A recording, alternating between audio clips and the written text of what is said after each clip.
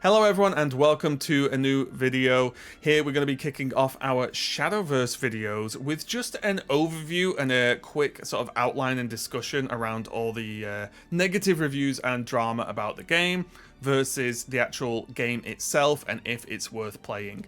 Just to give you the headline, I like the game a lot. I've been playing it a decent chunk and I think the game is very good for a lot of reasons, but I will of course talk about the negative things and why it seems to be a big problem for some players and if that's worth you playing or not playing this game.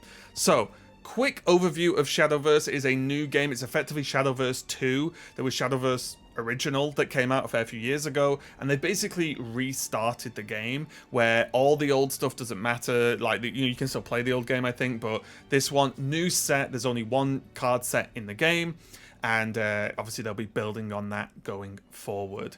Now, how does the game play? It plays very similar to Hearthstone.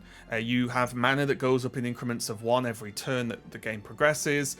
Minions kind of work in the same way. There's a lot of similar mechanics like Rush, there's Charge, but it's called Storm in this game. There's the old name switches, but they do the same thing. And you have a class. It is a class-based deck game where there are X amount of classes, I stupidly can't remember off the top of my head, but there's different classes that have access to class-specific cards and neutral cards, again, very similar to Hearthstone, and those classes have 20 health, and you've got to put your opponent to 0 health to win the game. So very, very similar to Hearthstone with additional mechanics. One way I would explain this game is Hearthstone if literally everything you did was OP. This game's power level feels very high, but your opponent's also doing things that seem extremely high power levels, so it's a weird thing where compared to other games, this seems busted, but everyone can do the busted things, so it's just leads to a sort of crazier gameplay, and also fairly fast-paced gameplay. I feel like this is faster than Hearthstone, but then slower than games like, like quick mobile games like Marvel Snap. It sits somewhere in the middle for me, which I quite like. I think the sort of fast and furious nature of the game is pretty fun, but there are still the decks that are more focused on late game control. There are aggro decks, there are combo decks. The game does have it all, and there's a class for, I think, pretty much every playstyle you could want, which I think that is a true strength of the game. So that's overall a basic outline. There's some great mechanics in game and some really cool play styles, but I'm not going to dive too much into that. There is, of course, as well, the art style of the game. I'm sure there'll be plenty of people sitting on both sides of the fence, I guess. I personally like the anime art style. I'm sure words are going to be used here, but the art quality and voiceover or voice acting quality in the game is very good. If you like an anime style artwork or not, that's on you. It is what it is. But in terms of quality, it's very good. The gameplay is very smooth. Everything looks great. All the animations look great. Again, the sound design is very good as well, with the voice acting being very, very good too. So ticks all those boxes. If you like an anime art style, you like it. If you don't, you don't. It is what it is. Let's, though, talk about the big problem, I guess, at least based on Steam reviews in the game, and that is the card acquisition system. Now, top of the line here, I don't think it's as huge a problem by any factors as badly as people are making it out to be. If we look at the Steam reviews here, at least from when I made this video, it's on mostly negative with a 11,000-ish reviews or whatever, and this is mainly down to a couple of things, and it's comparisons to Shadowverse 1.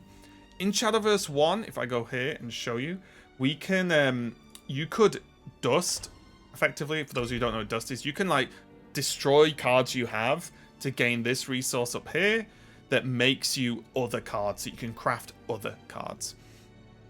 In Shadowverse 1, you could dust any cards you want, basically. So if there's a class you don't care about, you could have dusted all of those cards and used that dust to make cards from a class you do care about.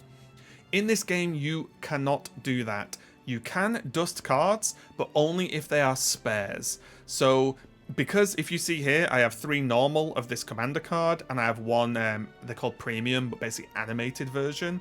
I could dust one of these cards. So I could dust the normal version or the premium version to go down to 3 total, but I could not dust more than one.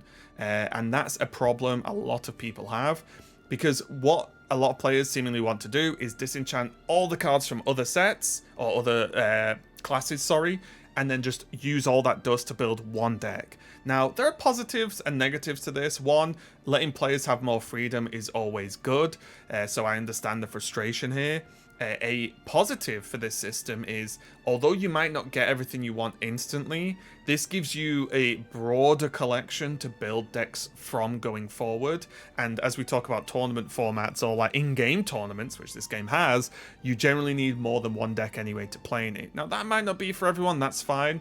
Again, I understand why people are frustrated, and that's the main reason why. You can't just dust stuff unless you have spare copies. Just to be transparent, I have this much dust. The legendary cards, which are by far the most expensive cards to dust, if I can quickly find one for you.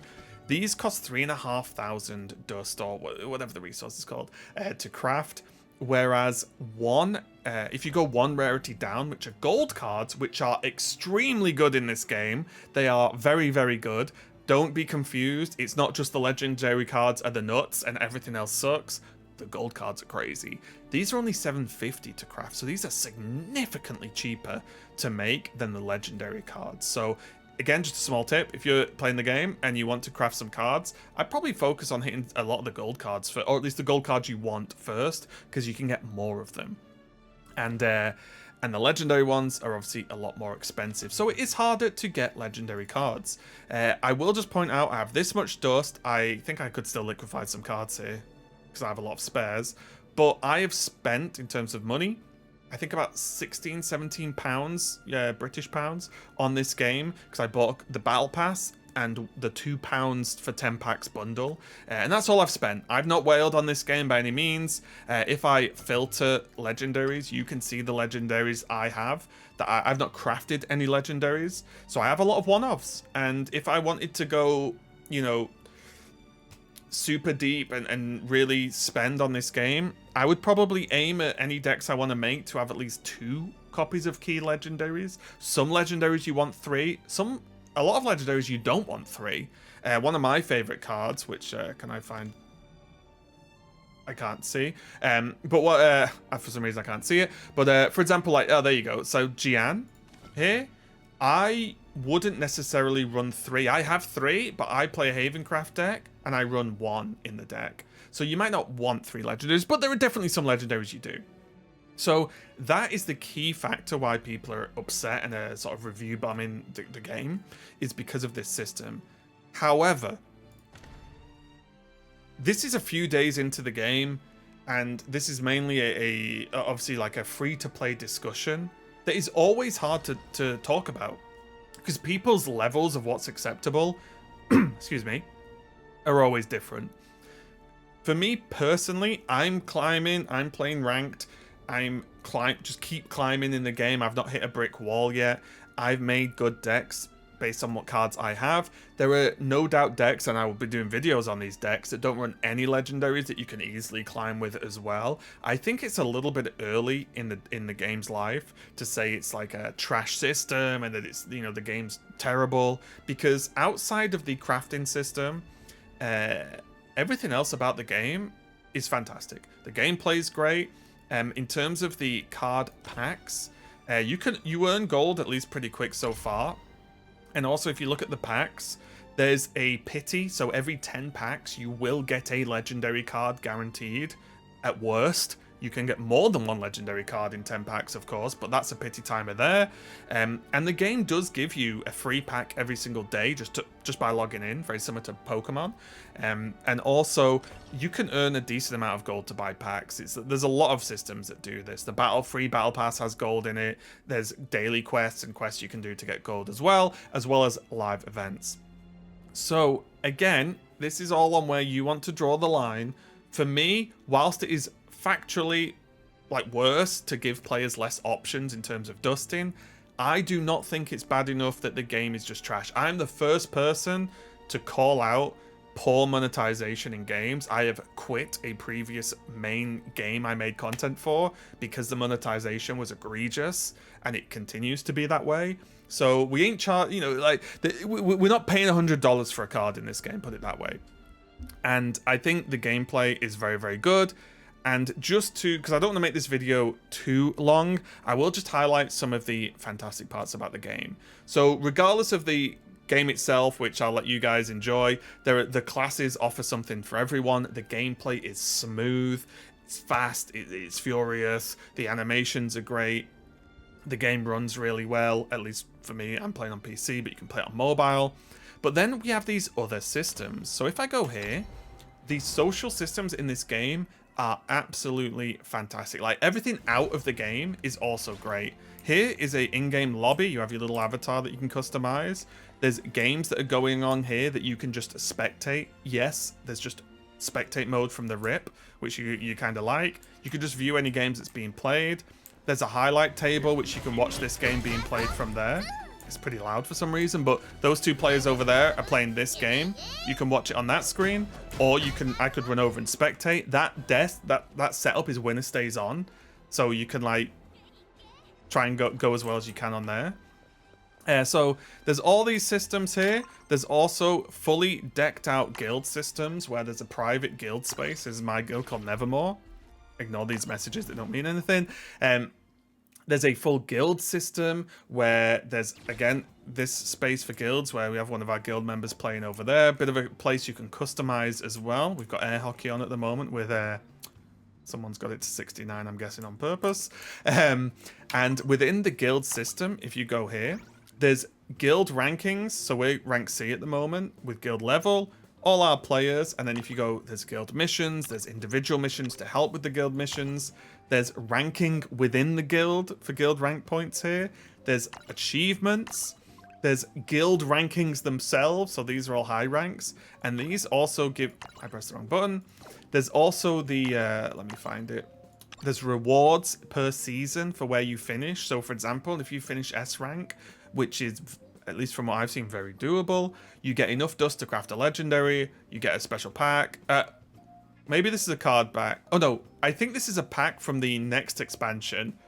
But don't quote me, because one thing that isn't good about this game, it doesn't explain some things so well.